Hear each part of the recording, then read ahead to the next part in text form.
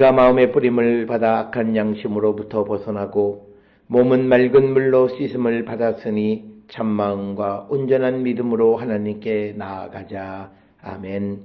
전능하사 천지를 만드신 하나님 아버지를 내가 믿사오며 그 외아들 우리 주 예수 그리스도를 믿사오니 이는 성령으로 잉태하사 동정녀 마리아에게 나시고 본디오 빌라도에게 고난을 받으사 십자가에 못 박혀 죽으시고 장사한 지 사흘 만에 죽은 자 가운데서 다시 살아나시며 하늘에 오르사 전능하신 하나님 우편에 앉아 계시다가 저리로서 산자와 죽은 자를 심판하러 오시리라. 성령을 믿사오며 거룩한 공예와 성도가 서로 교통하는 것과 죄를 사하여 주시는 것과 몸이 다시 사는 것과 영원히 사는 것을 믿사옵나이다. 아멘.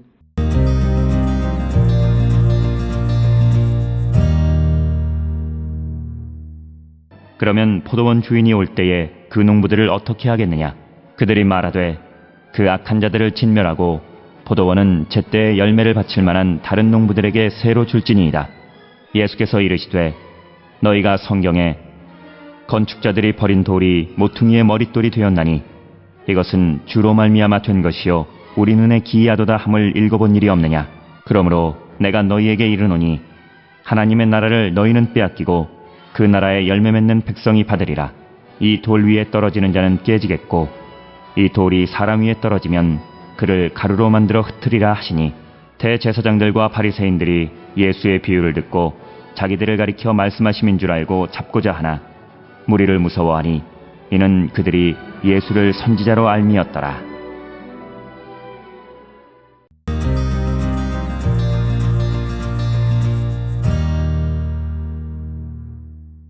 오늘 우리가 함께 읽은 마태복음 21장 40절로부터 46절에 있는 말씀은 이제 악한 소작인의 비유의 결론에 해당하는 부분이 되겠습니다.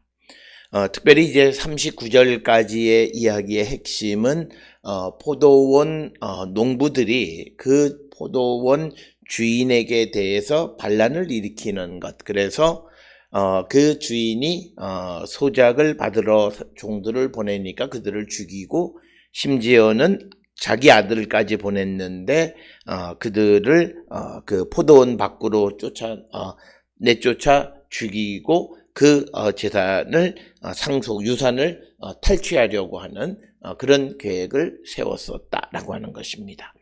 이제 오늘 주시는 40절로부터 46절까지는 이제 이 이야기의 결론 부분으로서 이제 포도원 주인이 돌아왔을 때 이 악한 농부들에 대해서 어떻게 할 것이냐, 그들을 진멸할 것임을 말하는 것이 오늘 주시는 40절로부터 46절까지의 말씀이 되겠습니다. 따라서 40절에 예수님이 그러면 포도원 주인이 올 때에 그 농부들을 어떻게 하겠느냐, 여기서 말하는 그 농부는 포도원 주인의 종들을 죽인, 그리고 심지어는 포도원 주인의 아들 상속자까지도 죽인 그 농부들을 어떻게 하겠느냐라고 하는 질문을 제자들에게 합니다. 그들이 말하되 그 악한 자들을 진멸하고 포도원은 제때에 열매를 바칠 만한 다른 농부들에게 새로 줄지니이다. 그래서 오늘 주시는 이 말, 그들이 말하는 이 그들은 예수님의 제자라기보다는 대제사장과 장로들, 그들이 말하기를 제때 열매를 바칠 만한 다른 농부들에게 다시 새로 줄 것이다, 이렇게 말씀하고 있습니다. 따라서 오늘 주시는 본문의 말씀에서는 포도원이 열매를 맺지 못하고 그 열매를 제때 주님에게 드리지 못한다면 그것은 열매를 잘 바칠 수 있는 자에게 주신다라고 하는 것입니다. 그래서 이 말씀은 요한복음 15장의 참 포도나무 비유와 같은 주제를 다루고 있는 그런 말씀이 되겠습니다. 그래서 우리가 이 땅을 살아가면서 하나님께로부터 많은 것을 받았지만 그러나 그 열매를 주님에게 드리지 못한다면 그 우리에게 주신 것들을 다른 농부들, 제때 주님에게 바칠 수 있는 자에게 그것을 다시 새로 줄 것이다, 옮겨질 것이다 라고 하는 것이 오늘 주시는 본문의 말씀이 되겠습니다. 따라서 오늘 주시는 본문의 말씀에서는 처음 그 포도원을 새로 받은 그 농부들이 제때 바치지 못하니까 제때 바칠 만한 자들에게 다시 새로 줄 것이다 라고 하는, 그래서 나중에 된 자들은 제때 하나님에게 그 바칠 열매를 드리는 자들, 그래서 우리가 잘 아는 나중된 자들이 먼저 된다라고 하는 그 말씀의 핵심은 우리가 제때 열매를 주께 드리는 자들이 될 때 그가 순서는 그렇게 중요하지 않다라고 하는 것을 우리에게 말씀하고 있는 그런 이야기가 되겠습니다. 그러면서 42절에 예수께서 이르시되 너희 성경에 건축자들이 버린 돌이 모퉁이의 머릿돌이 되었나니 이것은 주로 말미암아 된 것이요 우리 눈에 기이하도다 함을 읽어본 일이 없느냐. 그래서 시편 118편 22절에 있는 말씀을 통해서 예수께서 이제 제자들에게 사람들에게 질문하시는 거고, 이 이야기는 사도행전 4장 11절에서 이 말씀을 통해서 특히 이제 건축자의 버린 돌이 모퉁이의 머릿돌이 된 분은 예수다, 이렇게 사도행전 4장 11절에서 설명하고 있고, 또 베드로전서 2장 7절에서도 이 구절의 말씀이 인용되어졌습니다. 그래서 건축자들이 버린 돌이 모퉁이 머릿돌이 된 분은 예수 그리스도이시다라고 하는 것, 그것은 하나님으로 인해서 되어진 것이다라고 하는 것을 말씀하고 있고, 43절에 그러므로 내가 너희에게 이르노니 하나님의 나라를 너희는 빼앗기고 그 나라의 열매 맺는 백성이 받으리라. 그래서 오늘 주시는 본문에서 너희라고 하는 것은 대제사장들과 장로들을 얘기하는 것이고, 그들이 하나님의 나라에 대한 것을 받기는 했지만 그러나 그들이 열매를 맺지 못하기 때문에 빼앗기게 된다라고 하는 것이 오늘 주시는 본문의 말씀이 되겠습니다.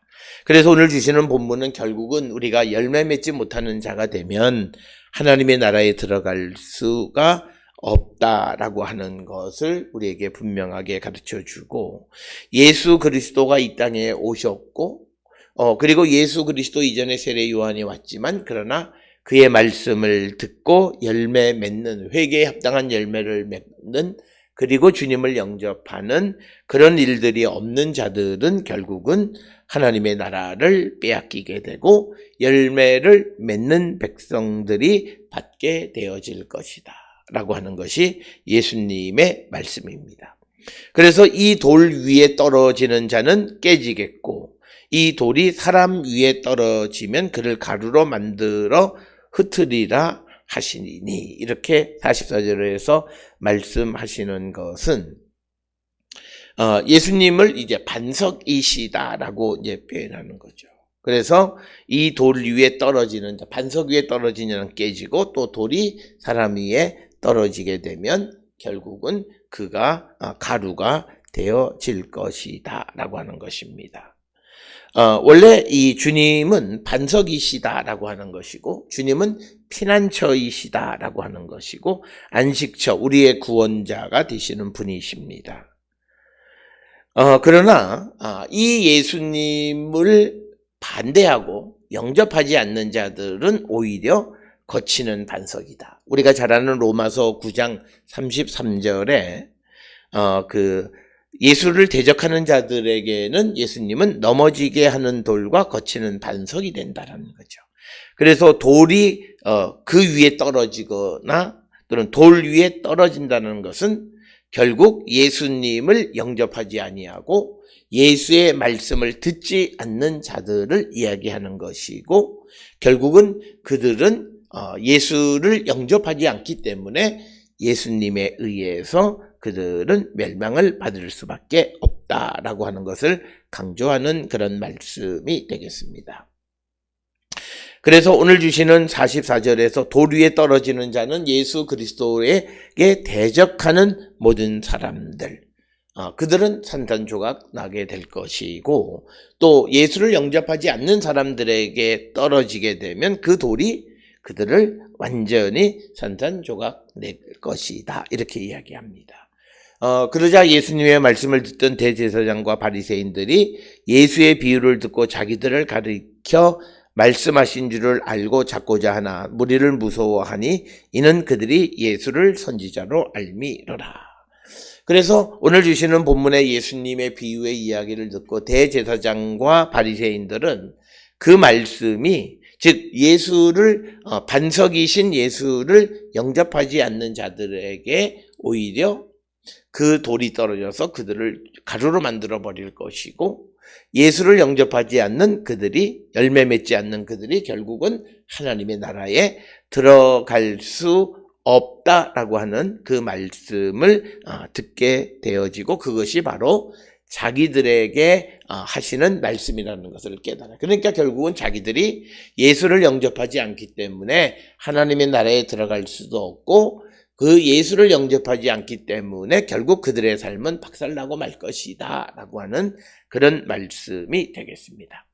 특별히 오늘 주시는 당시에 대제사장들과 바리새인들은 진리 가운데 진리를 행하며 살아가는 자들이 아니라 사람의 눈치를 보는 자들이었다라고 하는 것은 45절에서 그들이 예수의 말씀을 듣고 그것이 자기들에게 행하는 말씀인 줄 알고 예수님을 잡고자 했지만, 그러나 무리를 무서워해서 어떻게 하지 못했다는 거죠. 그 이유는 당시 사람들은 예수님을 선지자로 알고 있었기 때문이다라고 하는 것입니다.